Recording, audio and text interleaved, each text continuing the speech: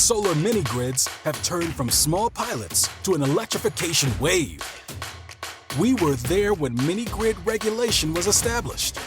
When financial transactions were closed, we saw new technology thrive and companies fail. This is where we tell the stories. This is where we discuss the future. The mini-grid business, powered by INENSUS. Hello, this is Nico.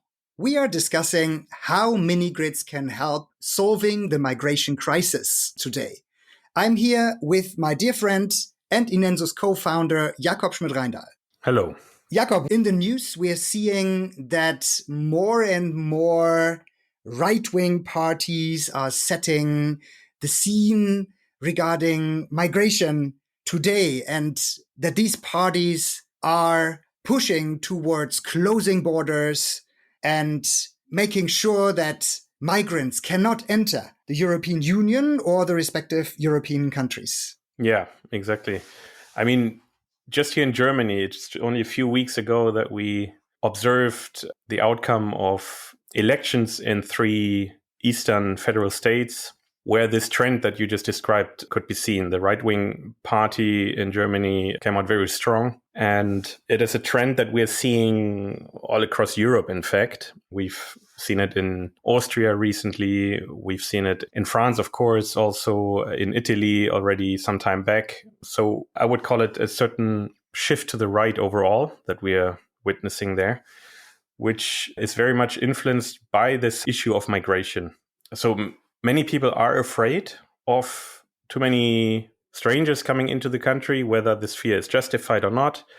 It has to be taken seriously by the political parties, and it needs to be discussed. However, what we are missing in this discussion, in my view, I think, Nico, you're sharing this, is that this discussion is mostly focused around closing borders, pushing people back, rejecting them, instead of focusing much more on the question of how can we help fight the causes for people leaving their countries?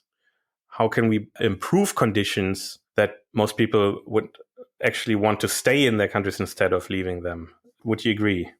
Yeah, absolutely. What we can summarize is that the welcome culture that the German Chancellor Angela Merkel promoted in 2015 is over. That's for sure. And we believe that there is more of a linkage between the mini-grid business in Africa and this migration issue or migration crisis than most people think. And that is what we want to talk about in this podcast episode today. Some people say in Germany that migrants would only come due to the results of or the impact of war. And one of these people saying that is, for example, the German Gerald Knaus, which is also advising the German government. I tend to disagree. Jakob, what is your opinion here? Yeah, same here. I mean, obviously, we see migration because of wars in various regions, but that is by far not the only reason for people leaving their countries.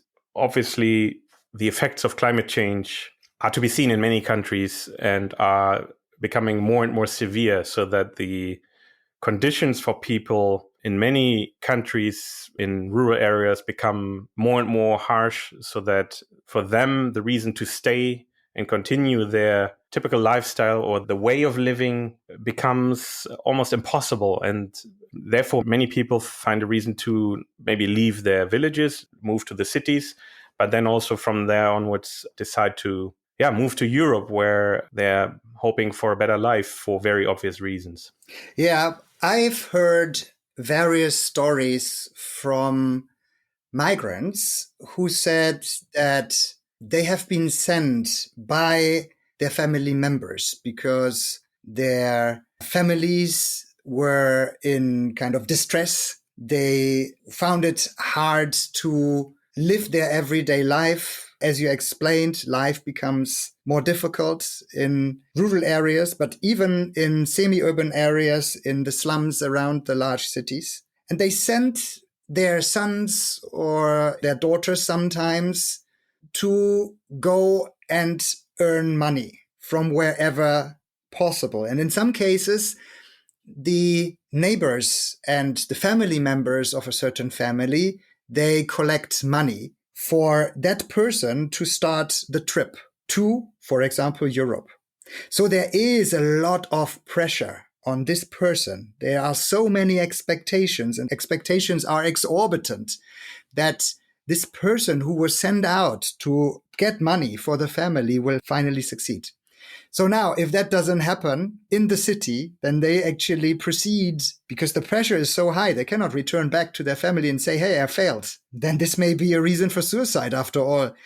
So they actually accept the hardest and harshest travel conditions, and they risk their life to finally get to Northern Africa and then take the boat to Italy, to Europe.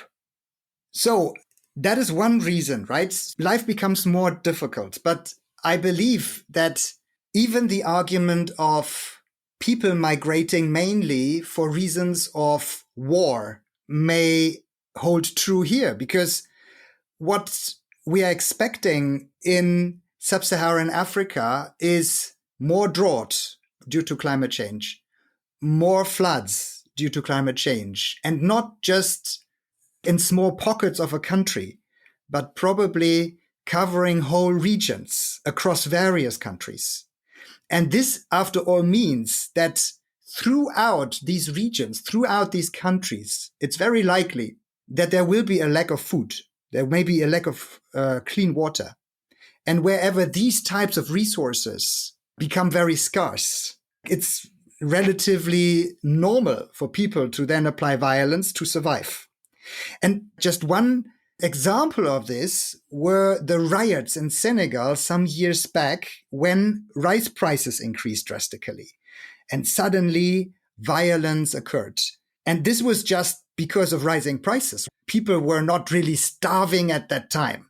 Right. I mean, of course, whenever things that are essential to life and surviving of people become more scarce, then the risk for violent actions and wars increase. And obviously the increasing changes in the climate, which can be witnessed obviously much, much stronger and much more severe in large parts of Africa than, for instance, here in our safe zone in Europe, those changes are obvious and they make these effects stronger and stronger. So the reasons to leave their homes and their countries in the end will probably increase in the future. And that clashes, as we discussed at the beginning of our discussion, clashes very much with the increasing fear of people in Europe, which force political parties to switch more to right-wing positions and then simply close down borders.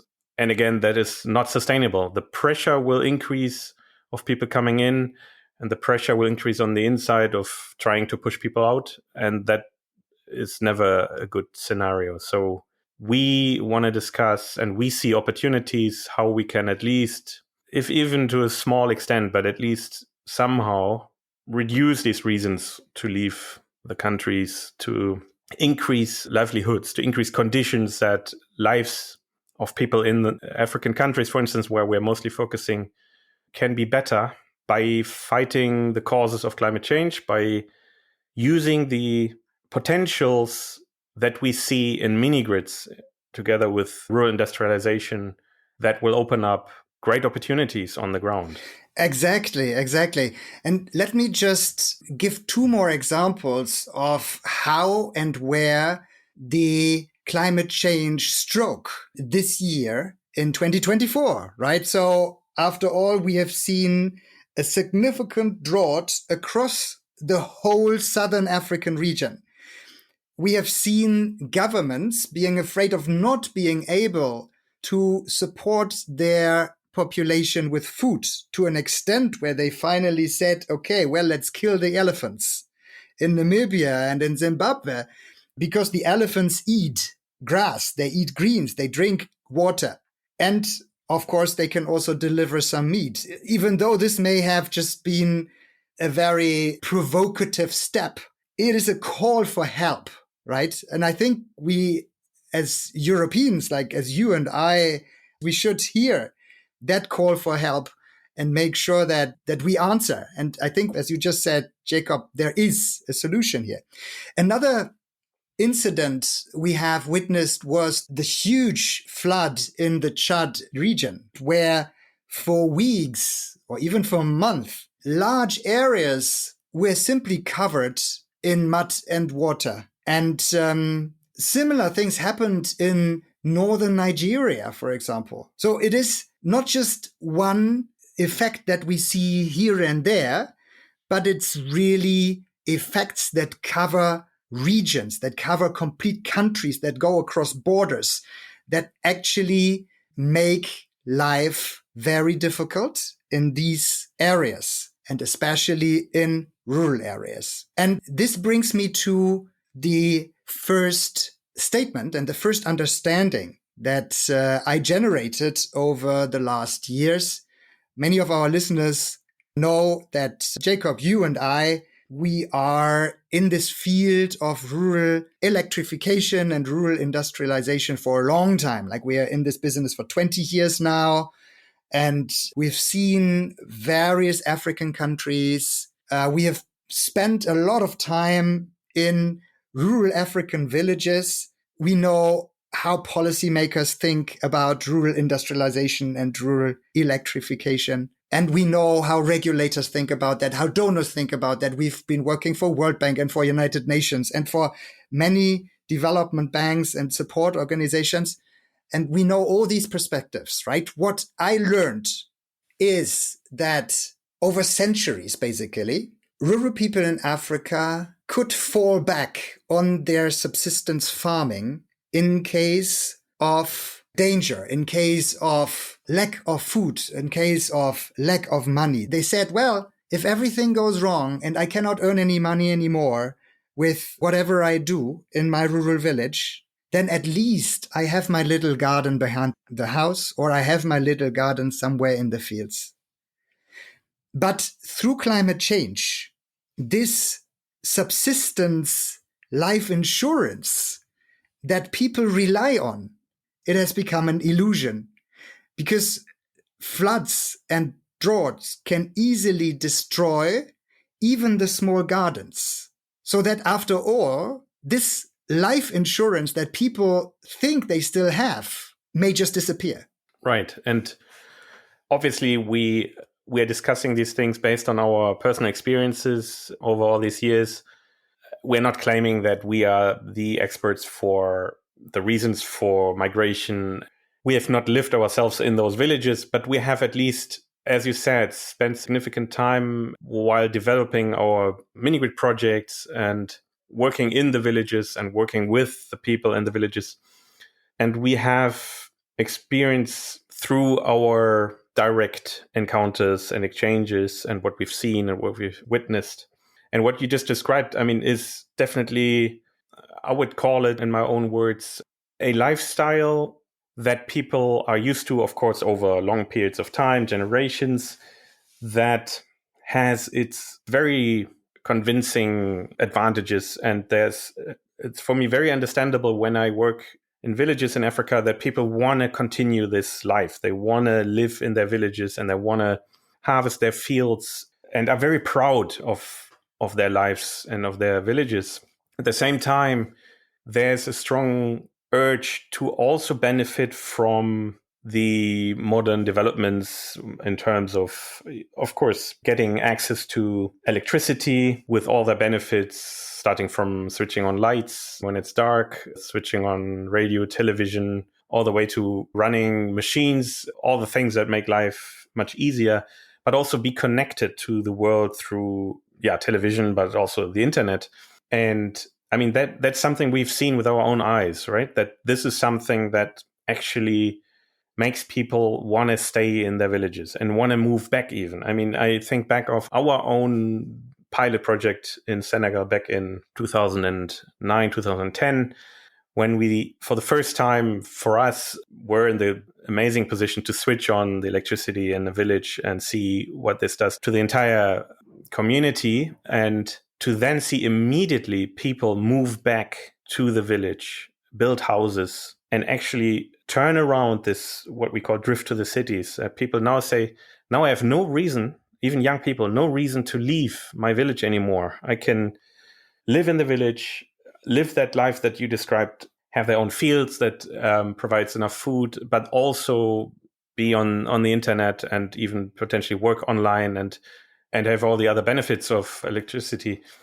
So that personal experience that we have from our own projects gives us this strong belief that we can help create conditions that actually really have an impact on this soil migration issue, that there's less reason to leave those places.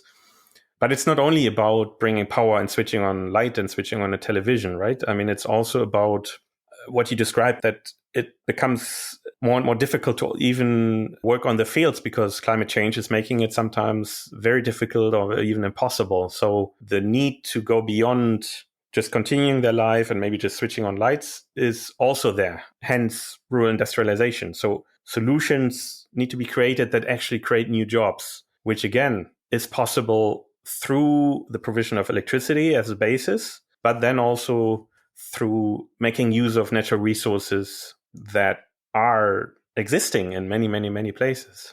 Yes, new jobs in rural areas are definitely required. People would actually love to be employed by a large company, for example, get a regular and stable income, a good salary that supports their living, that they can rely on, right? All these kind of things do not exist in rural areas. In principle, in rural areas, most of the people are forced to become entrepreneurs. And not everyone is an entrepreneur and feels and lives this entrepreneurial spirit. Jakob, you and I, we are entrepreneurs, but we also know that not everyone is like us. And coming back to your disclaimer, thank you for that. We are both Europeans, as everyone knows. We are taking here today a very much European perspective, and we're trying to bring in our African experience. And we're happy to discuss further all the ideas that we are presenting today and all the concepts that we're presenting today in future episodes, and also through emails and LinkedIn and any communication channels that you can reach us on. This information you can find in the show notes. Good. You said that rural job creation may be a road to success, may be a solution to overcoming the risk of climate change, to providing resilience against climate change. And I fully agree. As soon as people can earn an income, the stable income, they do not 100% rely on subsistence farming. And if the payment is good enough, they can maybe even save some money and build some financial reserves, which make them even more resilient.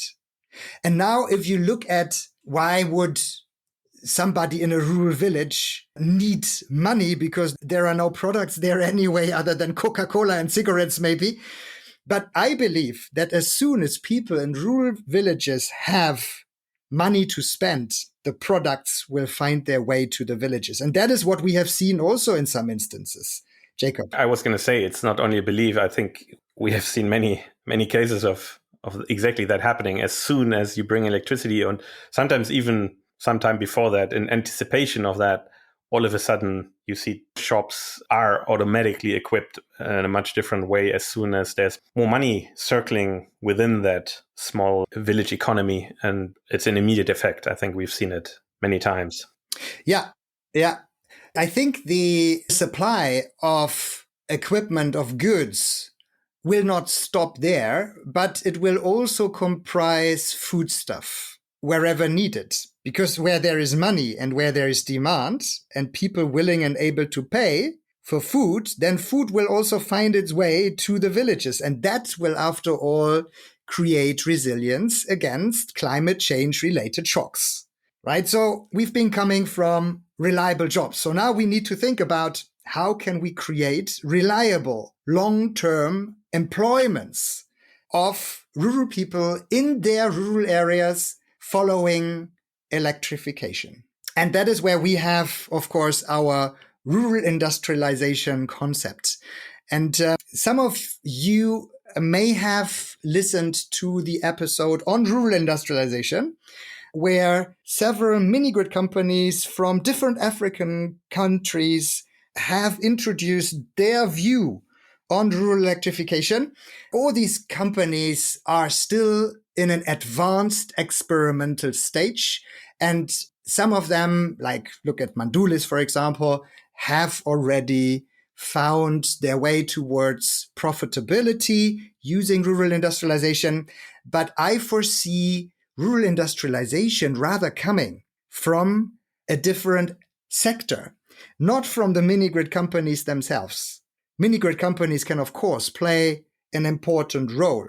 But what I really foresee is that sooner or later, industries from Africa, existing industries, may it be food processing, may it be timber, may it be livestock, may it be mining. From these industries, there are large companies existing in Africa. These industrial processors, these companies usually do not invest into rural areas voluntarily, even though many of them receive and procure their raw materials, their resources that they need for producing their products from rural areas.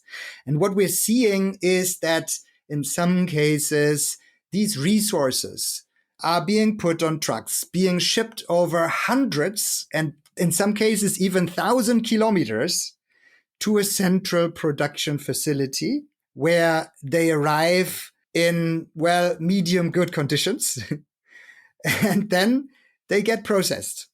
Some villages are simply too far away to be connected to that network. So they cannot supply any goods to these kind of industries, even though they may have excellent natural resources to produce raw products for these industries, but they are still too far away to be connected to that logistic system. So after all, I think it was in 2019, we discovered in our study under the African Development Bank's Green Mini-Grid Help Desk that under certain conditions, it may be very profitable for these processing companies, these large industrial processing companies, to decentralize their processing value chain and do some pre-processing in rural areas. And that is where we link back to the employment and jobs that you've been talking about earlier, Jakob. And that is where I say, if these companies embrace the opportunities that are out there for rural pre-processing of goods, they could potentially significantly increase their margins through the reduction of transport cost, through the improvement and the preservation of goods on site and improvement of product quality through local processing. And we can later talk about some examples of where this is already happening and where companies are already trying this, partly successfully, partly in early experimental stages. And then from there, we can go on discussing how this could potentially be deployed in larger scale and more often. Right. But I mean, the question arises why this is not happening, right? I mean, of course, there's one obvious reason, and that again is now our link to the mini-grid business that we're promoting, is the existence of electricity on site. Of course, you cannot process anything if there's no electricity. And if us or other companies develop mini-grid projects, now you have a different situation. You have electricity on the ground.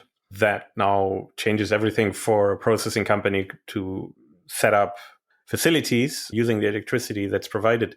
But it's probably by far not the only bottleneck, right? I mean, there's definitely incentives that governments can provide, national governments, African governments. Yeah, before going there, I would just discuss briefly why companies are not investing yet. Electricity is just one aspect, but there are other aspects that need to be considered here. We have had talks with industrial companies in Nigeria, for example, Sierra Leone. The feedback that we received was, well, decentralizing processing increases the complexity of doing business in Africa drastically. And what people say is that doing business in Africa is already complex enough. Why would I make it artificially more complex than it needs to be? Let everyone bring their raw products to my central facility and I process it here. And then I have everything under control. I can see my workers on a daily basis. I can shake hands with them. I can look them in the eyes and ask them, hey, why have you not performed yesterday? Can you do better today? Like these kind of things, right? All the staff handling is easier if you do it at a central place. The logistics, the on-site logistics become easier if you do it on a central place. So that is the feedback we actually receive. But, well, I think conditions have changed over the last few years. Nowadays, in many parts of rural Africa, you do have internet connectivity. If not through the telecom networks, then at least through satellite communication. And this definitely better than in rural areas in Germany, for sure. Maybe even that. And this relatively reliable internet connectivity brings along opportunities that industries need to embrace. There are significant advancements in software usage, in automation technologies, and so on, to finally make decentralized rural processing of goods worthwhile and profitable because the complexity can be managed. I'm not saying that the complexity gets reduced, but the complexity can be managed using digital tools. And, well, we have tried this, Jakob, right? We have tried this in Tanzania with the tilapia business. Many people know that. I've talked about it many times in this podcast. We collected tilapia fish, deep froze it, and then brought the deep frozen fish to Dar es Salaam, where formerly the fish was coming from China. And finally, the national resources of fish finally reached the largest fish consumption market in Dar es Salaam. And this was a win-win-win situation. And our subsidiary, Jumeme in Tanzania, took the coordinating role of that business. And, well, finally, the fishermen and the minigrid company, Jumeme, and the off-taker in Dar es Salaam made good business out of this.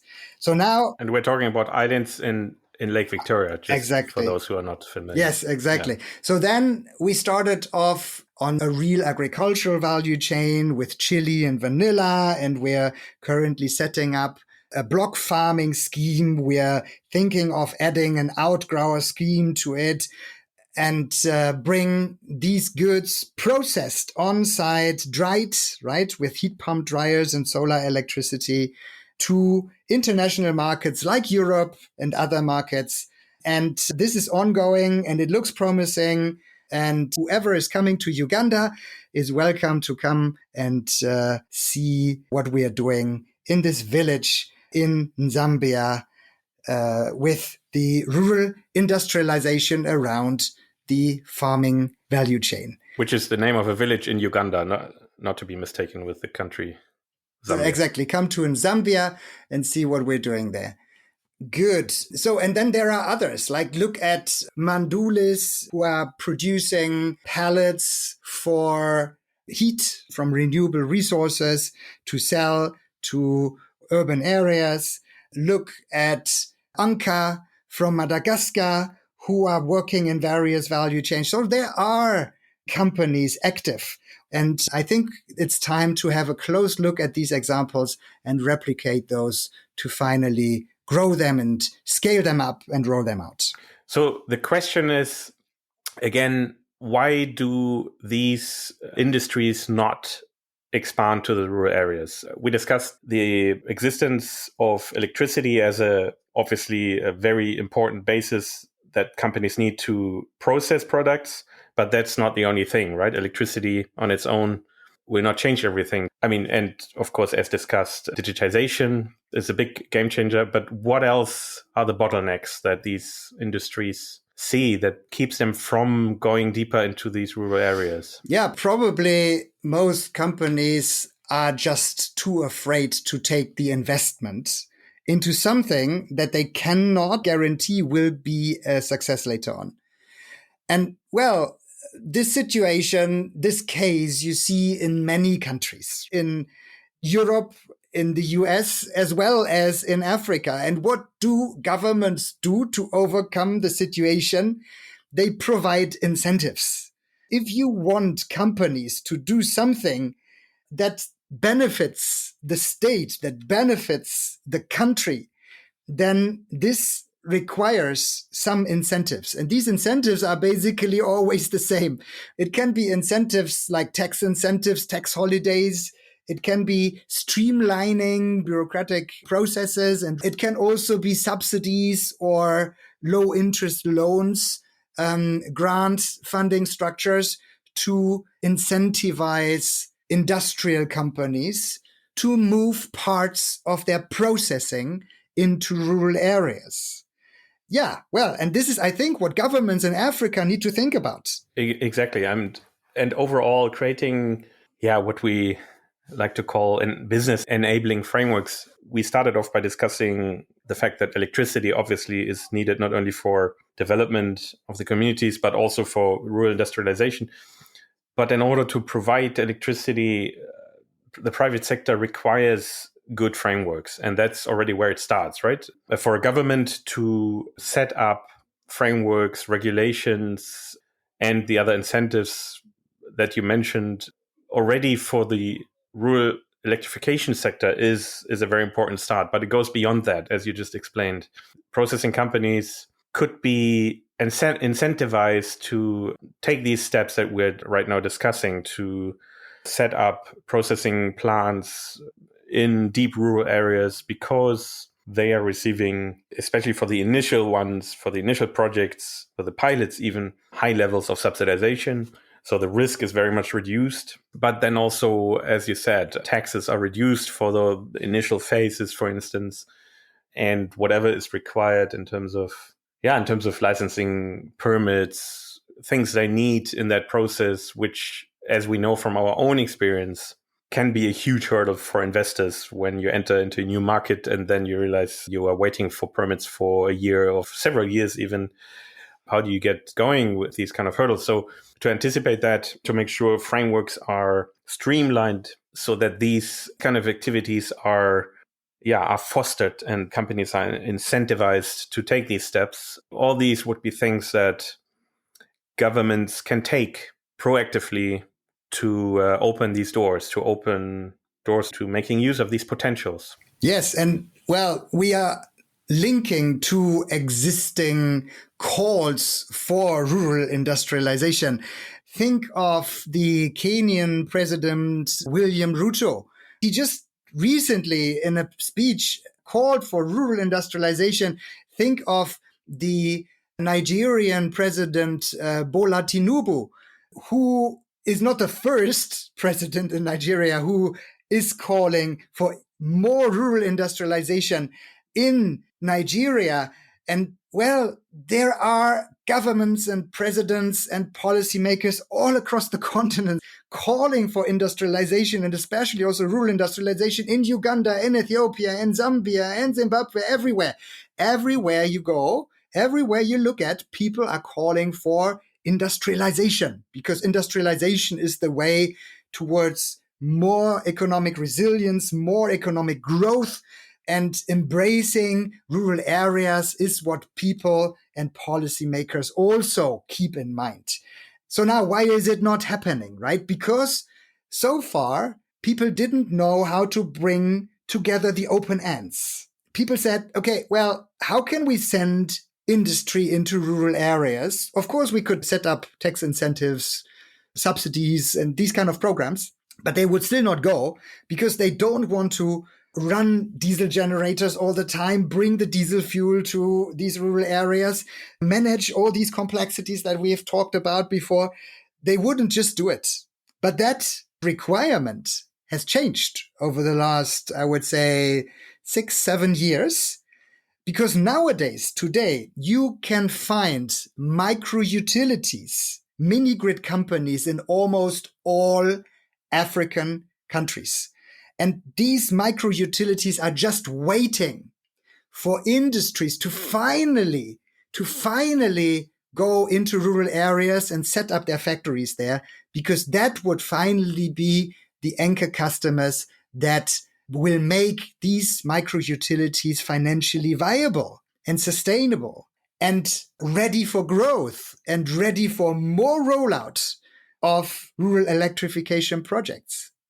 And well, if you talk to these mini grid companies, many of them nowadays are also willing and able to closely collaborate with industrial companies and are willing and able to share resources, to share human resources, to reduce travel costs, to make sure that they use their on-site staff wisely and in a collaborative manner with industry players who are new to the area, and probably even help these industry players finding suppliers in these rural areas, smallholder farmers, suppliers, miners, individual people who go out into the mines and bring the ore. The mini-grid companies can play a central role here in coordinating this, in providing access not only to electricity, but also to people, and establishing the networks required to make this work. Right. So basically, all the ingredients are there, right? All the things that are needed are there. Yes, they are. And that makes me just go back a little bit to the beginning of the discussion when you said there's this call for help, more or less, where I would say, indeed, but it's. I mean, we can talk about also the role Europe can take now in this, but having discussed now all the things that are already in place, a call for help is much more a call to themselves. I mean, it's not about us coming there and, helping the poor Africans. Those times have passed and that concept never worked, obviously, but African countries can help themselves. Everything is there. They have the potentials, they have the industries, they have the mini-grid companies by now, and the governments also know more or less, as you pointed out, what is needed. Sometimes it's just maybe a little push, maybe some expert input to connect some dots here and there. And of course, still investment that can come in from external sources that also plays an important role. But more or less, it's not about Africa asking for help. It's Africa that can help itself, at least in that context of what we're discussing now, where everything is there. And it's now, the time is right to get this rural industrialization, let's call it a market, off the ground. And there's certain things that European governments, European companies can contribute. For instance, I mean, there's still technologies that might come from external partners. There's expertise that can be brought in. And as I mentioned already, investment that contribute. Yeah, contribute or benefit from, rather, I guess, right? Exactly. Both. After all, I think in this rural industrialization scenario, we as the Europeans are allowed to consider Africa as a market, because there will be demand for machines, for potentially highly automated machines, potentially highly robust machines, because the provision and the supply of spare parts is a challenge, right? So probably rather robust machines will be demanded. There will be demand for logistics solutions. There will be demands for IT solutions. There will be demand for digitization, as we discussed before, for fintech solutions. How do you pay the local suppliers? How do you automate the process? How do you avoid fraud in this case? All these kind of things are creating opportunities for African companies, for smart African entrepreneurs, for tech companies from Africa, but also for tech companies internationally. And we both being Germans, I believe that Germany has a role to play here because in Germany, we have the so-called Mittelstand, and Mittelstand means medium-sized companies, mainly family-owned and distributed all across Germany, especially in rural areas. And we know what we're talking about, right? We in Germany, we know how to produce in rural areas and how to supply goods to other industrial players. And this is knowledge that we can export, that we are experts in, like where we have more than 100 years of expertise built up.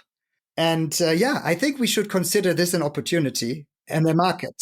Indeed. And when you say consider Africa as a market, means not the way we used to do it in the past, as a market to just take out resources and potentially sell weapons to regimes that are conducting wars, but to actually consider African players equal business partners and to consider these markets opportunities at eye level where now real business can be made back and forth. Yeah. And that is a change. Exactly. And this fairness in trades is definitely also a task to be solved by both African governments and international or European governments. The African governments must, of course, make sure that they set up laws that prevent any exploitation of rural workers. These laws must be established and they must be solid enough to finally be pushed through. And at the same time, in Europe, there has been the movement around the Value Chain Acts, which has started in various countries, in France and in the UK, and then in Germany, and had made it up to the European Commission. And now the European Commission is still discussing on how to roll this out across the European continent, basically the largest market in the world. But after all, we're seeing some pushback on this initiative of the Value Chain Acts. And that is because Europe is currently going, and especially Germany and some other countries are currently going through a recession. And this law is being perceived as creating additional hurdles, adding to the already existing bureaucracy, and increases, of course, reporting efforts and so on. But now I believe we can, given that there are these rural industrialization opportunities out there, in rural Africa, we should look at this movement of the Value Chain Acts from a different perspective. On the one hand, as we said before, where there is electricity and where there is rural processing and professional companies and where there is connection to the internet, it's relatively easy to get accurate data right from the supplier of the original product. So that makes it very easy to track all the value chain down from the smallholder farmer, from the fisherman, from the miner in rural Africa, all the way to the cobalt ending up in the battery of a European car or similar. It's relatively easy to track this as you have digitization and electricity available in these rural areas. On the other hand, we can also look into how this act, the Value Chain Act, can be tweaked a little bit in its next version and potentially get some incentives for businesses who are willing to invest into rural industrialization and decentralizing production through, for example, tax incentives in Germany, tax incentives in Europe, through, for example, subsidies or low interest loans for the investments that these companies need to make to decentralize their production in rural Africa or even beyond, right? In rural Asian countries or South American countries. These acts are not limited to one continent. So after all, I believe if we take that perspective, we can create a win-win situation after all, where not only the rural people in Africa can achieve more resilience against climate change, where not only the African industry working with rural areas and in rural areas and working with rural population together with micro utilities, which are already existing and waiting for this kind of business opportunity. And then finally, like these industry increase their margins and potentially increase their profits. But also European companies and industrial players who are importing goods from Africa may benefit because there will be more transparency. There will be potentially even cheaper products coming into Europe. I don't know. And on the other side, there will be also players who will be able to supply machines into Africa to implement rural industrialization. I guess this is a win-win-win situation that we just need to trigger off and then finally roll out. Yeah, not to mention, and now to link this back to the title of this episode, after all, also seeing a positive impact on the so-called migration issue. I mean, if we create reasons for people to not leave, if we create conditions that make people want to stay and want to live their lives in their countries and develop their communities and so on and so forth, then at least to a certain extent, there will be less people moving or trying to get into Europe for the reasons that we discussed. And that might then also have an effect also on the European situation where when there's less push from the outside into Europe, then there might be less reason for this shift to the right politically. And therefore, our work on the ground, our and many other players, companies, and organizations that work in this field that are working every day to create better conditions for rural development, to develop projects, and so on and so forth. That is all interlinked closely. And therefore, I think my view, and I think you're sharing this, we are seeing this closely interlinked to the everyday politics and developments, even in Europe. Potentially, one could also translate that to the situation in the US. That is interlinked, and we're convinced this will have an effect if we are successful on the ground, and therefore create a probably triple win situation, as you just described, for all parties involved. And last but not least, we could ask the question on who finances this all. And we could just point to some existing instruments from climate finance. And just recently, a few weeks ago, the UN Assembly agreed to rearrange the financing of adaptation measures in countries that are especially hit by climate impact. And many African countries would probably belong to that group. So therefore, there is an opportunity for climate adaptation finance. There's not just the GCF. There are national instruments from various countries. There are existing funds by large development banks that could be tapped into. And as we explained, Jakob, European governments, for example, should have an interest in fostering rural industrialization. And I believe that money invested into this movement is much better invested than money invested into fences and walls and patrols on the Mediterranean Sea and anything that prevents migrants to move into the European Union. Fully agree. Yeah, Jakob, that was a good discussion, I believe. This time we had talked from a European perspective.